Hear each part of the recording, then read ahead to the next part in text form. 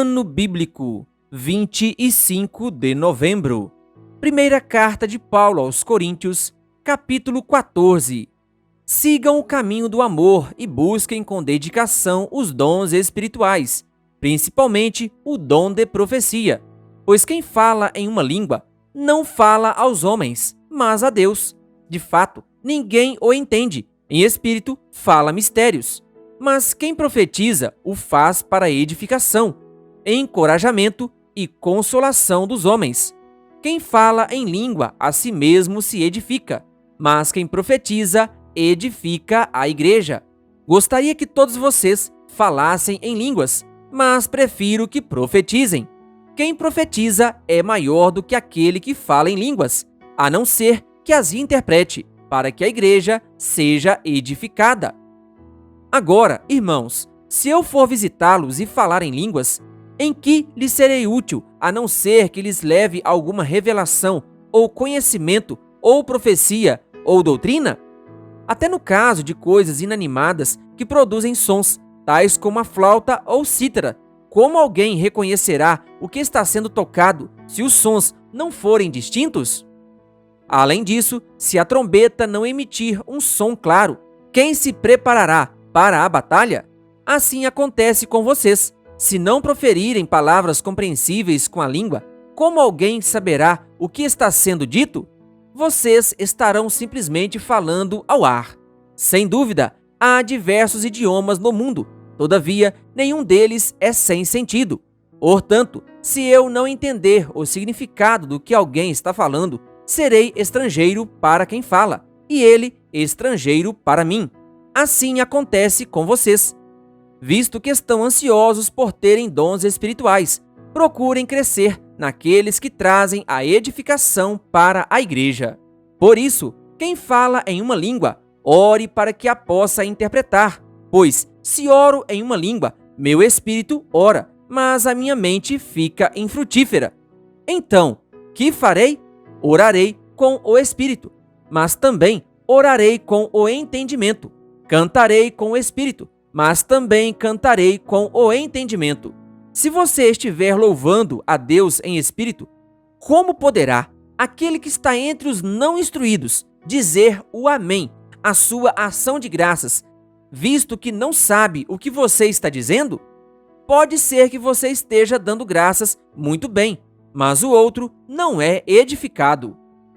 Dou graças a Deus por falar em línguas mais do que todos vocês. Todavia, na igreja prefiro falar 5 palavras compreensíveis para instruir os outros, a falar 10.000 palavras em uma língua. Irmãos, deixem de pensar como crianças. Com respeito ao mal, sejam crianças, mas quanto ao modo de pensar, sejam adultos. Pois está escrito na lei: por meio de homens de outras línguas e por meio de lábios de estrangeiros, falarei a este povo, mas mesmo assim, eles não me ouvirão, diz o Senhor. Portanto, as línguas são um sinal para os descrentes, e não para os que creem. A profecia, porém, é para os que creem, não para os descrentes. Assim, se toda a igreja se reunir e todos falarem em línguas, e entrarem alguns não instruídos ou descrentes, não dirão que vocês estão loucos?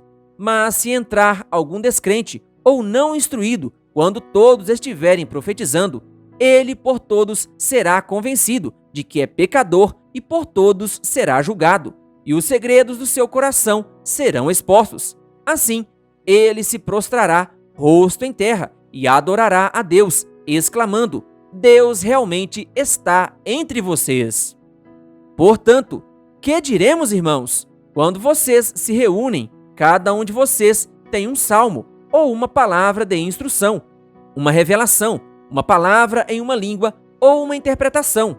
Tudo seja feito para a edificação da igreja. Se, porém, alguém falar em língua, deve falar 2, no máximo 3, e alguém deve interpretar. Se não houver intérprete, fique calado na igreja, falando consigo mesmo e com Deus. Tratando-se de profetas, falem 2 ou 3, e os outros julguem cuidadosamente o que foi dito. Se vier uma revelação alguém que está sentado, cale-se o primeiro, pois vocês todos podem profetizar, cada um por sua vez, de forma que todos sejam instruídos e encorajados. O espírito dos profetas está sujeito aos profetas, pois Deus não é Deus de desordem, mas de paz. Como em todas as congregações dos santos, permaneçam as mulheres em silêncio nas igrejas, pois não lhes é permitido falar, antes permaneçam em submissão, como diz a lei. Se quiserem aprender alguma coisa, que perguntem a seus maridos em casa, pois é vergonhoso uma mulher falar na igreja. Acaso a palavra de Deus originou-se entre vocês? São vocês o único povo que ela alcançou? Se alguém pensa que é profeta ou espiritual, reconheça que o que lhes estou escrevendo é mandamento do Senhor. Se ignorar isso, ele mesmo será ignorado. Portanto, meus irmãos, busquem com dedicação o profetizar e não proíbam o falar em línguas, mas tudo deve ser feito com decência e ordem. Primeira carta de Paulo aos Coríntios, capítulo 15. Irmãos, quero lembrar-lhes o evangelho que lhes preguei, o qual vocês receberam e no qual estão firmes. Por meio deste evangelho, vocês são salvos, desde que se apeguem firmemente à palavra que lhes preguei. Caso contrário, vocês têm crido em vão. Pois o que primeiramente lhes transmiti foi o que recebi, que Cristo morreu pelos nossos pecados, segundo as Escrituras. Foi sepultado e ressuscitou no terceiro dia, segundo as Escrituras, e apareceu a Pedro e depois aos 12. Depois disso, apareceu a mais de 500 irmãos, de uma só vez, a maioria dos quais ainda vive, embora alguns já tenham adormecido. Depois apareceu a Tiago, e então a todos os apóstolos. Depois destes, apareceu também a mim, como a um que nasceu fora de tempo. Pois sou o menor dos apóstolos, e nem sequer mereço ser chamado apóstolo, porque persegui a igreja de Deus. Mas, pela graça de Deus, sou o que sou, e sua graça para comigo não foi inútil. Antes trabalhei mais do que todos eles. Contudo, não eu, mas a graça de Deus comigo. Portanto, quer tenha sido eu, quer tenham sido eles, é isto que pregamos e é isto que vocês creram. Ora, se está sendo pregado que Cristo ressuscitou dentre os mortos, como algum de vocês estão dizendo que não existe ressurreição dos mortos? Se não há ressurreição dos mortos, nem Cristo ressuscitou. E, se Cristo não ressuscitou, é inútil a nossa pregação, como também é inútil a fé que vocês têm. Mais que isso, seremos considerados falsas testemunhas de Deus, pois contra ele testemunhamos que ressuscitou a Cristo dentre os mortos. Mas se de fato os mortos não ressuscitam, ele também não ressuscitou a Cristo. Pois, se os mortos não ressuscitam, nem mesmo Cristo ressuscitou. E se Cristo não ressuscitou, inútil é a fé que vocês têm, e ainda estão em seus pecados. Neste caso, também os que dormiram em Cristo estão perdidos. Se é somente para esta vida que temos esperança em Cristo, somos de todos os homens os mais dignos de compaixão. Mas de fato Cristo ressuscitou dentre os mortos, sendo ele as primícias dentre aqueles que dormiram. Visto que a morte veio por meio de um só homem, também a ressurreição dos mortos veio por meio de um só homem. Pois da mesma forma como em Adão todos morreram, em Cristo todos serão vivificados, mas cada um por sua vez. Cristo o primeiro, depois, quando ele vier, os que lhe pertencem. Então virá o fim, quando ele entregar o reino a Deus, o Pai, depois de ter destruído todo domínio, autoridade e poder. Pois é necessário que ele reine até que todos os seus inimigos sejam postos debaixo de seus pés. O último inimigo a ser destruído é a morte, porque ele tudo sujeitou debaixo de seus pés. Ora, quando se diz que tudo lhe foi sujeito, fica claro que isso não inclui o próprio Deus, que tudo submeteu a Cristo. Quando, porém, tudo lhe estiver sujeito, então o próprio Filho lhe sujeitará aquele que todas as coisas lhe sujeitou, a fim de que Deus seja tudo em todos. Se não há ressurreição, que farão aqueles que se batizam pelos mortos? Se absolutamente os mortos não ressuscitam, Por que se batizam por eles? Também nós, porque estamos nos expondo a perigos o tempo todo? Todos os dias enfrento a morte, irmãos, e isso digo pelo orgulho que tenho de vocês em Cristo Jesus, nosso Senhor. Se foi por meras razões humanas que lutei com feras em Éfeso, que ganhei com isso? Se os mortos não ressuscitam, comamos e bebamos, porque amanhã morreremos. Não se deixem enganar. As más companhias corrompem os bons costumes. Como justos, recuperem o bom senso e parem de pecar, pois alguns há que não têm conhecimento de Deus. Digo isso para a vergonha de vocês. Mas alguém pode perguntar: como ressuscitam os mortos? Com que espécie de corpo virão? Insensato! O que você semeia não nasce a não ser que morra. Quando você semeia, não semeia o corpo que virá a ser, mas apenas uma simples semente, como de trigo ou de alguma outra coisa. Mas Deus lhe dá um corpo, como determinou, e a cada espécie de semente dá seu corpo apropriado. Nem toda carne é a mesma. Os homens têm uma espécie de carne, os animais têm outra, as aves outra, e os peixes outra. Há corpos celestes e há também corpos terrestres, mas o esplendor dos corpos celestes é um, e dos corpos terrestres é outro. Um é o esplendor do sol, outro o da lua, e outro o das estrelas, e as estrelas diferem em esplendor umas das outras. Assim será com a ressurreição dos mortos. O corpo que é semeado é perecível e ressuscita imperecível. É semeado em desonra e ressuscita em glória. É semeado em fraqueza e ressuscita em poder. É semeado um corpo natural e ressuscita um corpo espiritual. Se há corpo natural, há também corpo espiritual. Assim está escrito: o primeiro homem, Adão, tornou-se um ser vivente. O último Adão, espírito vivificante. Não foi o espiritual que veio antes, mas o natural. Depois dele, o espiritual. O primeiro homem era do pó da terra, o segundo homem, dos céus. Os que são da terra são semelhantes ao homem terreno, os que são dos céus, ao homem celestial. Assim como tivemos a imagem do homem terreno, teremos também a imagem do homem celestial. Irmãos, eu lhes declaro que carne e sangue não podem herdar o reino de Deus, nem o que é perecível pode herdar o imperecível. Eis que eu lhes digo um mistério: nem todos dormiremos, mas todos seremos transformados, num momento, num abrir e fechar de olhos, ao som da última trombeta.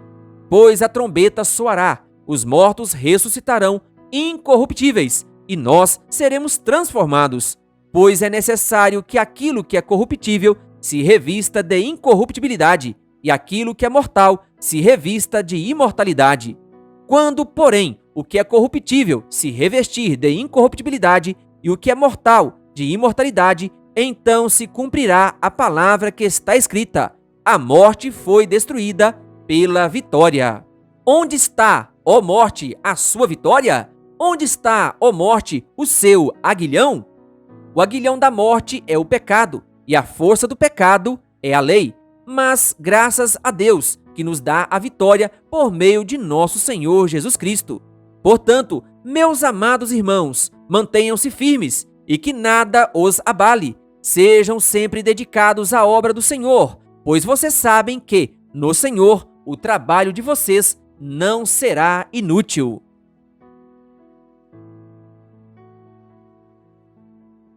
Primeira carta de Paulo aos Coríntios, capítulo 16. Quanto à coleta para o povo de Deus, façam como ordenei às igrejas da Galácia.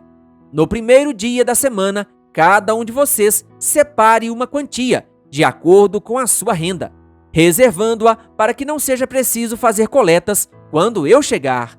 Então, quando eu chegar, entregarei cartas de recomendação aos homens que vocês aprovarem, e os mandarei para Jerusalém, com a oferta de vocês. Se me parecer conveniente ir também, eles me acompanharão. Depois de passar pela Macedônia, irei visitá-los, já que passarei por lá. Talvez eu permaneça com vocês durante algum tempo, ou até mesmo passe o inverno com vocês, para que me ajudem na viagem, aonde quer que eu vá. Desta vez, não quero apenas vê-los e fazer uma visita de passagem. Espero ficar algum tempo com vocês, se o Senhor permitir. Mas permanecerei em Éfeso até o Pentecostes, porque se abriu para mim uma porta ampla e promissora, e há muitos adversários. Se Timóteo for, tomem providências para que ele não tenha nada que temer, enquanto estiver com vocês, pois ele trabalha na obra do Senhor, assim como eu. Portanto, ninguém o despreze. Ajudem-no a prosseguir viagem em paz, para que ele possa voltar a mim. Eu o estou esperando com os irmãos. Quanto ao irmão Apolo, insisti que fosse com os irmãos visitar vocês.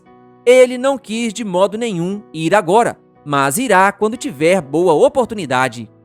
Estejam vigilantes, mantenham-se firmes na fé, sejam homens de coragem, sejam fortes, façam tudo com amor.